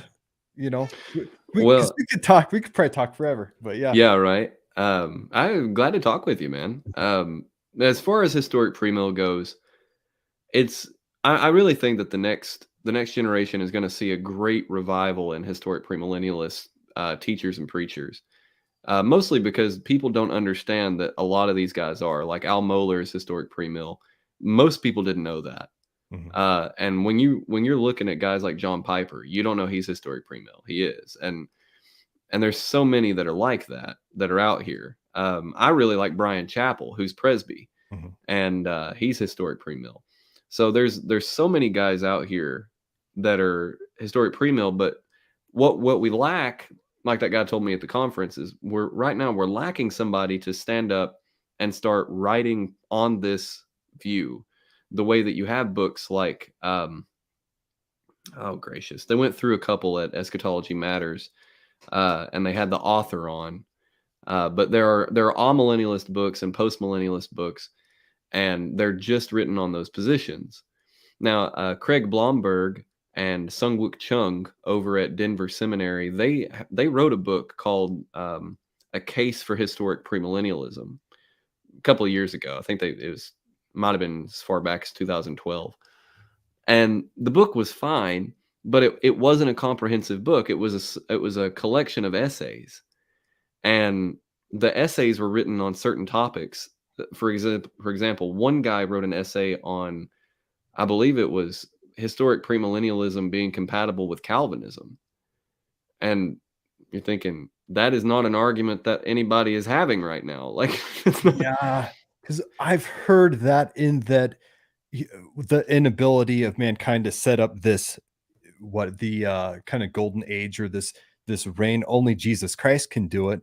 And was it John Gill, some would say, Jesus Christ returns, and there still is this massive rebellion, and it still points to the inability of man. Yeah, the view that holds that the lost people in the millennium make up the Gog and Magog army, they certainly have an argument there that is in line with total depravity. That's definitely true. Now, my view also, the fact that the Gog and Magog army resurrect, or the resurrected unjust, and that they also rebel against God, I think that also is compatible with total depravity, because even seeing the kingdom of God realized and fully physical, they still do not embrace Christ and are still his enemies. And so unless we are glorified and rid of the curse, I think that the total depravity is entirely right, of course, but I don't think that necessarily means that postmillennialism is wrong. That'd be a weak argument for that, but I can see that. Like I said, I would really love for postmillennialism to be true. But, I don't know. All of my degrees are in history, and I've just read too much history. And another argument that I just can't lay down with postmillennialism is people say, well, look, when Jesus died, he had 12 disciples, but now Christianity is the biggest religion in the world. No, it's not. It's not. Christianity, if you look at the statistics, has over 2 billion practitioners, but that includes like 1.3 billion Catholics. That'd be inflated. That'd be, government counting or something. Or yeah, right. And so even if you look at just this, if you take the government at their word, still over half of the people that say that they're Christians are Catholics, and most Reformed people don't believe that Catholics are genuinely Christians. They believe that they're heterodox. And so we would say, well, no, those are not Christians. And so you're left with 700 million, maybe, Protestants that we would say, okay, those are Christians. And then you make the point that you've made, is like, you really think that all the people that say that they're Protestants are genuinely Christians? Like, you go through all the PC USA. You really think that everybody in the PC USA is genuinely a Christian? You really think that everybody that's a part of these really crazy liberal Christian denominations are genuinely Christians? You really believe that? And so we could whittle this down pretty easily to probably 200 million pretty quick.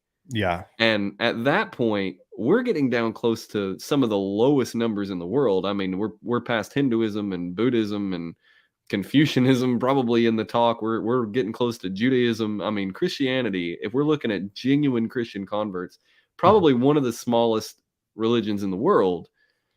And so that argument again just doesn't compel me. It's not very convincing. Yeah. And I mean, I would just like to have them convince me, it will not take the personal return of Jesus Christ to usher in the millennial reign. Like, we don't need his personal return. I'm just unconvinced of that. And, I'm open when I hear Gary DeMar talk about the Olivet Discourse and how a lot of it was fulfilled, or he would argue all of it of Matthew 24 was fulfilled, in 70 AD. Hey, they make some really compelling points there. Yeah.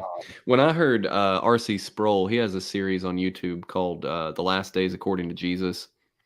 And he laid out preterism, essentially. And I was like you with Gary DeMar. I was like, oh no. Because I was like, that sounds right. Mm-hmm. And he drew a lot from Josephus. And he even actually talked about this theory that the return of Christ, as described in the Olivet Discourse, did occur in 70 AD, because there were some ancient authors that talked about seeing chariots in the clouds during the destruction. And when he talked about that, that's when I was like, oh, no. No, that's not right. Because, I'm trying to think, because I don't want to, what's the word I'm looking for? Misrepresent them at all. And yet, talk about judgment and Jesus Christ's return in judgment in Matthew 24, is what some would say. Yeah. And that he, levied out that judgment on Jerusalem. And that's what he's talking about at the end of 23. I think one of the fellows brought that up. I would have gathered you in, but now your house is left desolate. And what I recently just from 2021 to 2022, we preached through the Gospel of John. And if you read the Gospels and you don't understand that the door to the Jews is being closed, you're not reading it. Like, he continually says, this is the end for them. They are so losing their relationship with God right now because of the way that they're acting in relation to Christ. And he just alludes to that over and over and over again. My wife actually just asked me about Romans 11 today, because she's she's actually reading through the New Testament sequentially, and so she read Acts and now she's in Romans. And she was like, I read Romans 11 today, and he was talking about breaking branches off, and she said it sounded like what the dispensationalists believe, because he says that he broke off the Jews, and it would be very easy for him to break off the unnatural branch and graft back on the natural branch. And she was like, that sounds like the parentheses. And I was like, yeah. I mean, he threatened to do that. He said that it was possible, but that's not something that he said he's going to do. Now, for you, as a, would you say you're historic premill, but you've been amill? No, dispensation. Well, I grew up in the Assembly of God, highly dispensational. Okay. Never been amill, never been post mill, but yeah. Okay. And when you're in Bible college, hey professor, what's amill? I'd say, well, amill, that's where you stop believing in hell. You stop believing anything. Israel doesn't exist. Heaven does, hell doesn't exist, that kind of thing. It's the road to liberalism. And that's the way that it is for a lot of dispensationalists when they talk about millennialism, just, historically within Pentecostalism and all that, and with what they would call, replacement theology and all that. Yeah. And within the Assembly of God, it is a kind of a non-negotiable, like, you must believe in the rapture, and, dispensational premillennialism. With an asterisk, they'll make exceptions, but you can't preach against what the denomination holds there on specific things. And that's the thing that I wish would kind of go away from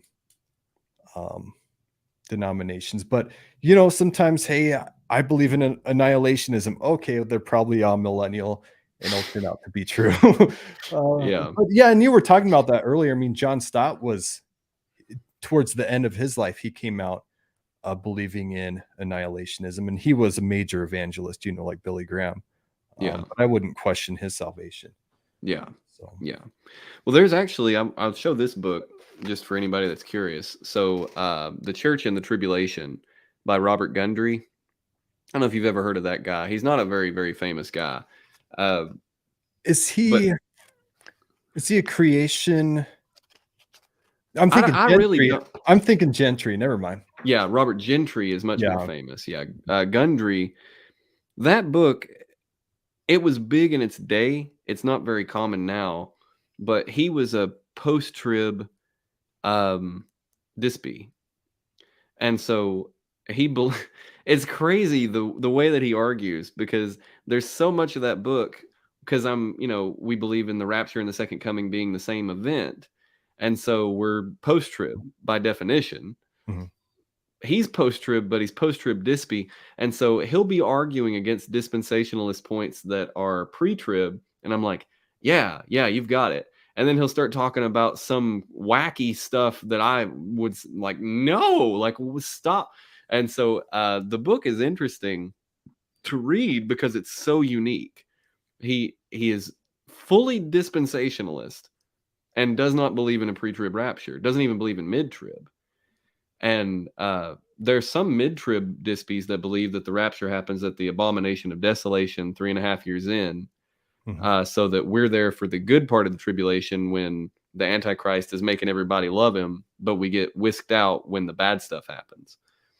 And that's part of that view. But that book is definitely one to read if you're Dispy and you're looking at it and you're saying, well, I don't really see a pre-trib rapture, but the rest of dispensationalism makes sense to me. That would be a book to read. Okay, yeah. And you never got into really the history of dispensationalism with the secret rapture and the history, because that's one of the compelling arguments that led me out of it. Because before, years ago, not that long ago, I would have said, hey, I'm dispensational, but I'd be more pre-wrath. I believe that God's wrath is never against his children, and that'd be a big deal for my belief. There still a big deal. God's wrath is never against his children, but my understanding just of the secret rapture is that's not biblical. So yeah, and to be fair, there are some people that straw man the argument against dispensationalism and say, this view was never talked about before John Nelson Darby. It was dreamt up by some teenage girl that he got it from, and then he made it famous. That may not be true. There's an argument to be made that there were people that believed in a secret rapture way before Darby. That's something that we don't want to say never happened. There were definitely people historically down through the church that believed that there was some sort of a removal of the church that was a secret event. It wasn't common. It would be like saying today there are people that believe you can't wear your shoes while you preach because you're on holy ground. It's like, well, yeah, I'm sure there are some, but it's not very common. Yeah. So yeah, that's been something that's happened, but Darby and then Schofield, of course, really popularized that. That's interesting. If there, could you name a dispensationalist theologian, before the 1800s or so? No. Dispensationalism as a framework. But more just the secret rapture, I guess, if we just limit it to that. Would there be someone more influential or let me history on that? Or let me look real quick, because I have a buddy who he's Dispy, and if I start cutting out, it's because I'm using the internet on my phone. But yeah. Let me look real quick, because he's Dispy and he is doing everything that he can to defend dispensationalism historically. So, okay, here's a big one. He actually says that Increase Mather attempted to prove that the saints would be caught up into the air, escaping the final conflagration beforehand. I would say, well, yeah, of course. I agree. That's not Dispy. He has another guy from the 1600s, Peter Jury, Jurieu, who wrote a book, Approaching Deliverance of the Church, that taught that Christ would come in the air to rapture the saints and return to heaven before the Battle of Armageddon. He says Morgan Edwards, this is 1740, believed that there was a rapture 3.5 years before the beginning of the millennium. I don't know. I really don't know. I mean, he talks about all kinds of stuff that is definitely out of my wheelhouse. It's stuff that I just have no interest in studying. But when I did my DMin, I wrote a pretty substantial paper on the lack of a historical precedent for a pre-trib rapture. Because when you get into dispensationalism, it's very important that they tie this Daniel's 70th week to eschatology. That's crucial for dispensationalism. Mm-hmm. And that idea, particularly that the last tribulation is 7 years long and that the rapture occurs before it, that's entirely new. That's something that was never heard of before Darby, and that's a huge point against dispensationalism, that this is entirely something that's new. Mm-hmm. The idea of the church escaping God's wrath, like you explained, there's nothing new about that. I mean, I preach that when I, as a futurist, I'm largely futurist. I lean futurist idealist, if those words mean anything to people. But as a futurist, I believe that the church will largely be withheld from God's wrath. When I read Revelation 12 with the woman that's taken away into the wilderness, of course, I believe that the woman represents the church, and so she's taken into the wilderness to be hidden for a time, times, and half a time, while the rest of the world is going through this hardship. I'm completely comfortable with the idea that the church will be protected from God's wrath by His providence, while at the same time existing in a world that is under God's wrath. Yeah. So Well, go ahead. And there'd be a parallel even with the plagues in Egypt. Exactly. Those plagues. Yeah. Yeah. And another thing that I'd hear from dispensationalists would be in Revelation, I think chapter 4 is the last mention of the church. And so that's 3. Is it Revelation 3? Mm-hmm. Okay. Yeah, because it's the letters to the 7 churches. Okay. Yep. Any thoughts on that? Because that's one of the arguments that I hear several times, actually. Yeah. Yeah. I mean, it is, to be fair, it's the last time that he uses the word church, the ecclesia, until you get past the vast majority of what we would consider tribulational descriptions. He uses all manner of other words that always describe the church. So you'll find the word saints over and over and over again. You'll find the word brethren. You'll find descriptions that seem to clearly describe the church. So like I talked, the woman that's taken away into the wilderness, from whom the one who raises himself into heaven comes. Of course, we talk about that being Christ, and the woman I say is the church, but that's because I believe that Israel is the church. And so if you believe in a distinction between Israel and the church, then you would say it's Israel, and then Israel is taken away into the wilderness and God protects them. So it's all tied together, and it's good, because at least then dispensationalism is consistent. You have to be consistent in your own view. But I don't think that argument is any good, because there's so many ways in the New Testament that, I mean, the word brother by itself, Delphoi, just to use the Greek word Delphoi, that often in the New Testament represents the church. So if you're going to say there's no word that ever represents church other than ecclesia, that's nonsense. So that argument obviously isn't compelling to me. But John MacArthur talked about that when he did his jet tour through Revelation. I've listened to that a couple of times. And he talks about that, how that in the end of chapter 3, that's the last time you see the church until you get to glory. And it's an argument, It's an argument. Yeah. I mean, because I always think more, hey, the just shall live by faith. Abraham believed God, God counted him righteous. And so you have Abraham, the believer, and then you have New Testament believers, and just a unity there. Hey, what makes someone a child of God? They're a believer.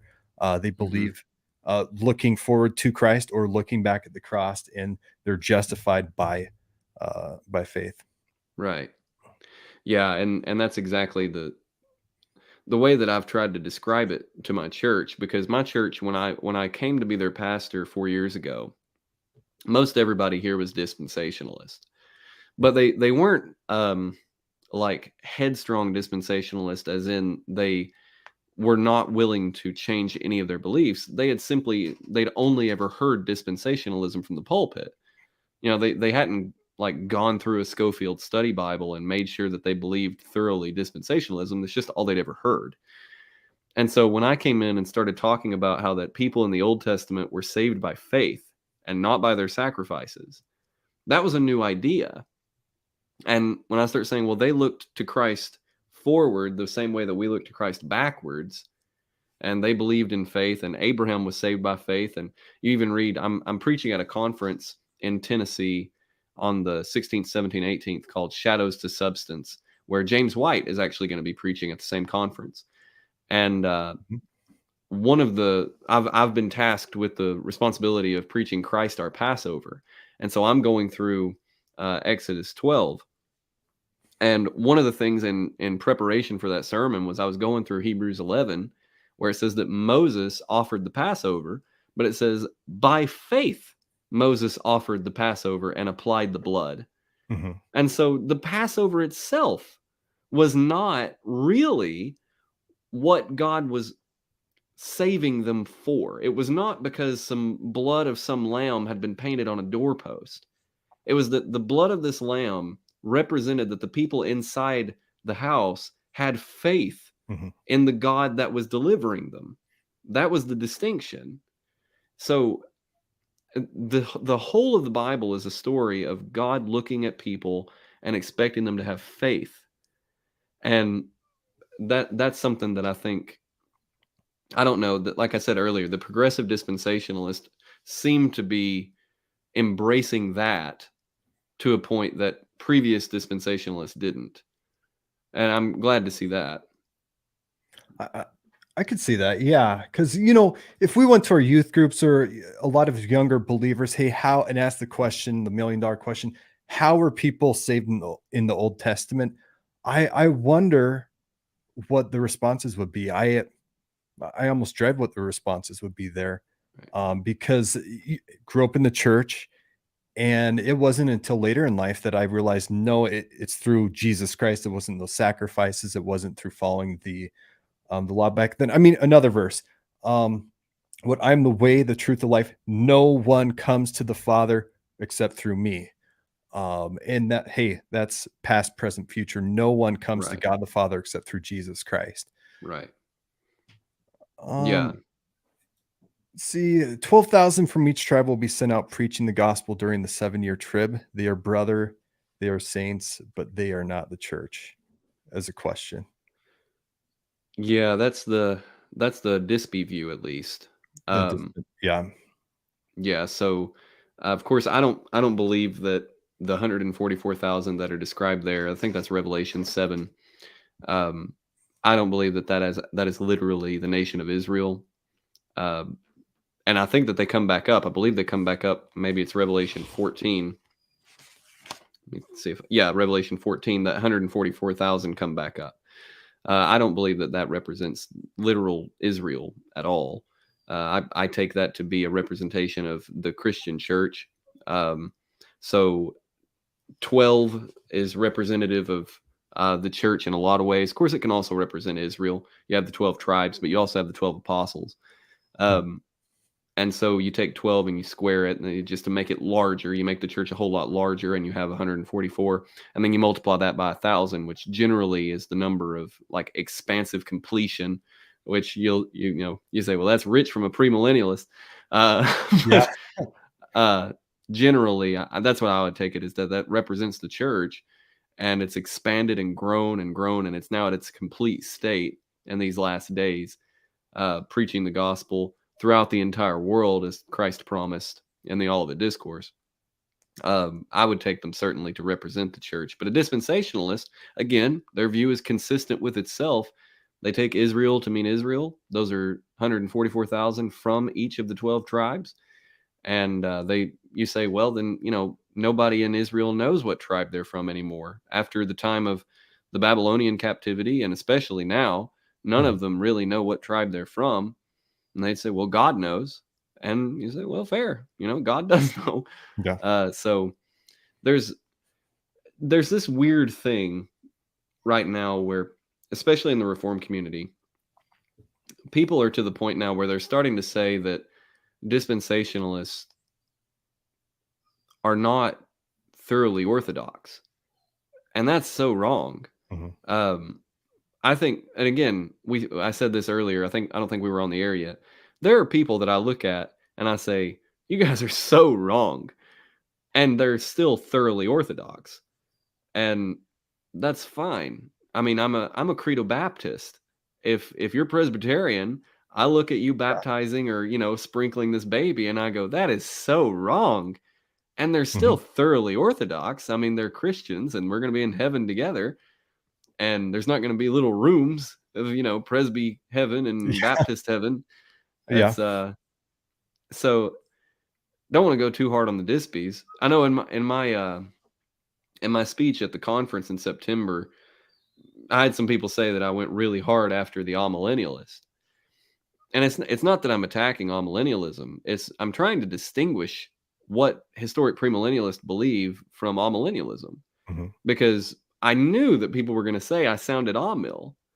And so when you read historic premillennialism and you're thinking, oh, well, this sounds like amil, there's a reason. But also you got to understand these things are different in important ways. But they're all very much orthodox. The only eschatological views that are non-orthodox are those that reject clear Bible teachings. If you reject the coming of Christ, if you reject the judgment, if you reject the resurrection of the saints, you're out. Yeah. You're done. Of course, I would want to say, if you reject the imminent coming of Christ, then I would say you're probably out. But there could be some wiggle room on that, maybe. There's some, like the post-mill, they might not be willing to say that Christ could come tomorrow because clearly the world is not Christianized. And I think I've heard that, from a few maybe post-millennialists, as far as the imminent return. Yeah. But, I always think of Lloyd Jones and he'll say, when we read Revelation, it's about practice and really looking to, am I living a life of holiness? Am I ready? That kind of thing. There's almost an inward component of that when we dive into these, into these things. Yeah. So. All right, brother. Well, I'm going to have to hop off, but it's fantastic talking with you. And I really appreciate you guys letting me come on and talk a little bit with you, and pray for God's blessings on you and your church, and as well as Daryl, of course.